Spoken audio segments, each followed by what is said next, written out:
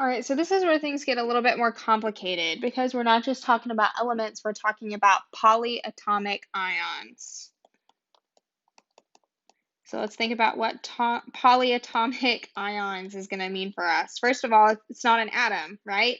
It is an ion. And we know that ions always have charges. So not only are you going to have symbols to remember for each of these, but each of them is going to have their own specific charge. Polyatomic. That means more than one. So it's not only going to have a charge associated with it, but it's going to have some combination of different elements coming together, different atoms coming together to make these ions. So that's why they're a little bit harder to memorize and stuff like that, is because you're remembering both the charges and the atom combinations. So, as an example, the first ones from the first set are nitrate. So when you hear the word nitrate, you should think 1 nitrogen, 3 oxygens with a -1 charge. And this behaves as a unit. That's why it's so important. The same way when you hear nitrogen, you should think capital N. When you hear nitrate, you should think capital N, capital O, subscript 3, -1 charge. Okay? And it is important that you write all of these things in the right places. So remember that a subscript down here tells you how many oxygens you have. Since I don't have a subscript after the N, that means I just have 1. I have 3 oxygens. And then this, my charge, has to be a superscript. It has to be up high. Okay? And this charge applies to this whole thing altogether. Okay? So the next one is very similar. Instead of being nitrate, it is nitrite. Okay, so instead of 8, it's an ite, and it is 1 N, 2 oxygens, and a -1 charge. So it's nice because they're really similar, but it also can make it a little bit confusing because they are so similar. You might get them mixed up. Okay, and as we go through, I'm going to tell you some tricks that you can use to kind of check yourself and make sure that you don't confuse them or make any mistakes like that. Okay, so sulfate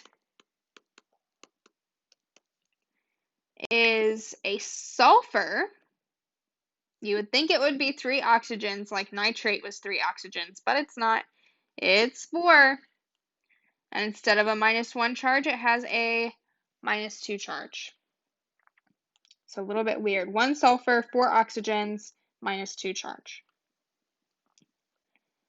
Sulfite is still similar to sulfate, but it's SO3 with a -2 charge. So stop for a second and let's compare. Okay, I kind of have 2 pairs here. I have nitrate and nitrite, and I have sulfate and sulfite, right? If I look at these 2 pairs, what is really the only difference between them? Do their charges change? No. Nitrate and nitrite are both -1s. Sulfate and sulfite are both -2s. They both start with some element, have oxygens after them. The only thing that changes is the number of oxygens. Nitrate has 3, nitrite has 2, sulfate has 4, sulfite has 3. So you can remember that an ite, an ITE, is always going to have 1 less oxygen on it than the 8. So essentially, if you can just remember that nitrate is NO3-, and you remember that ites keep everything the same but just go down 1 oxygen, you can remember that nitrite is NO2- without having to just memorize it randomly. Okay, so these patterns that I'm going to point out to you are really, really helpful and will save you a lot of time. So next one, or last one from this set 1 list is hydroxide, and it's kind of just on its own. It doesn't have anything that goes along with it, but it is just 1 oxygen, 1 hydrogen, and a -1 charge. Okay? Cool, so on to set 2. There's no fun jokes or anything for polyatomic ions. Sorry. Phosphate, though.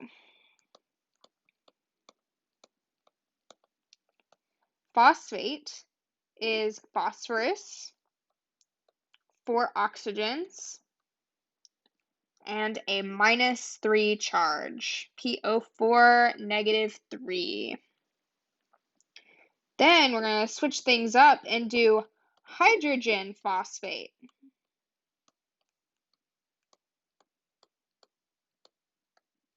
And we're going to rationalize this here for a second. It sounds like the only thing I'm going to do is put a hydrogen on this, right? What's the difference between phosphate and hydrogen phosphate? Well, hydrogen phosphate must have a hydrogen on it. And you're right. It is HPO4. But when I do this, I'm adding a hydrogen ion to the mix. And you guys should be able to think back of where hydrogen is on the periodic table, what group it's in. It's in group 1, it's an alkali metal. What kind of charge does it normally have? A +1. So you're also going to see that +1 come into effect here. And hydrogen phosphate is going to have an overall net charge of -2. So when you think hydrogen phosphate, you should think HPO4 -2. Or you can just remember phosphate and remember that you add a hydrogen and up the charge, okay? And extending on that just slightly, we have dihydrogen phosphate. And what does dihydrogen sound like? Well, it sounds like 2 hydrogens, yeah? So it would be H2PO4, and if I up the charge one more, it's just -1. Okay, so H2PO4 minus. Next one is carbonate.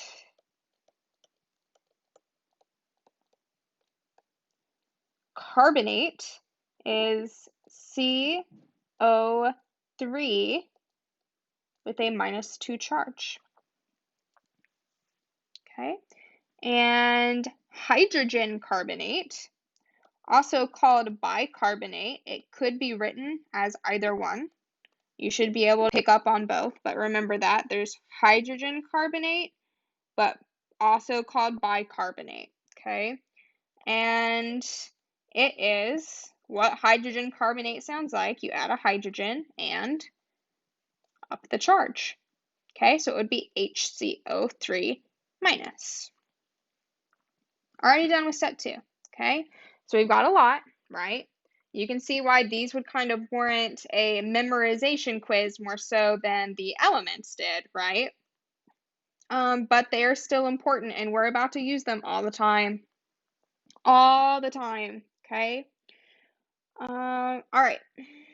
So set 3 is, these are tricky ones.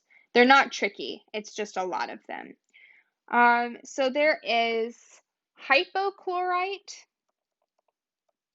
I'm going to write all these out to start with. There's hypochlorite, chlorite, chlorate, and perchlorate. Okay, so we can look at what we've got going on here. We have to the end in ATE. I have to the end in ITE. And then this one has a hypo prefix and this one has a per prefix. Okay. So we'll start at the chlorates because that's kind of our base, right? Chlorate is Cl for chlorine, capital O, 3 minus 1. Okay. Back over here on the other ones when we were going from like nitrate to nitrite, what did we do? We always took off an oxygen, right? And that's the same pattern we're going to follow. So chlorite is going to be ClO2 minus. Okay, but now we're throwing these prefixes in here. We got the hypo and we got the per. All the hypo means is we're just going to do it one more time. We're going to take off another oxygen. So it's going to be ClO minus, and perchlorate is going to be ClO4 minus. It's going to go up in the other direction. So I've got per8 as 4, 8 as 3, ite as 2, and hypoite as 1. Okay? So if you can just remember chlorate and remember how the prefixes and different suffixes change the number of oxygens, it's not too bad. Okay? Now, this is where it gets super fun. Chlorine on your periodic table, if you have it out. It is group 17, right? It's a halogen. And we learned that all of the elements in the same group tend to have similar chemical properties, right? Which essentially means they tend to bond in the same way. So the cool thing about this is that I can apply these same patterns of perchlorate, chlorate, chlorite, and hypochlorite to other halogens like bromine or iodine. Okay? So hypobromite is the same thing as hypochlorite, but with just a bromine. It's BRO minus. Bromite is BRO2 minus. Bromate is BRO3 minus. And perbromate is BRO4 minus. Okay? So you can see that is the exact same, just with a different element. And I could go through and I could exchange out all of my bromines for an iodine, and I would get hypoiodite.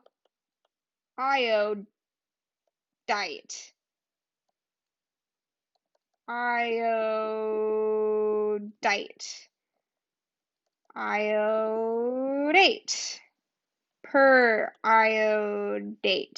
Okay?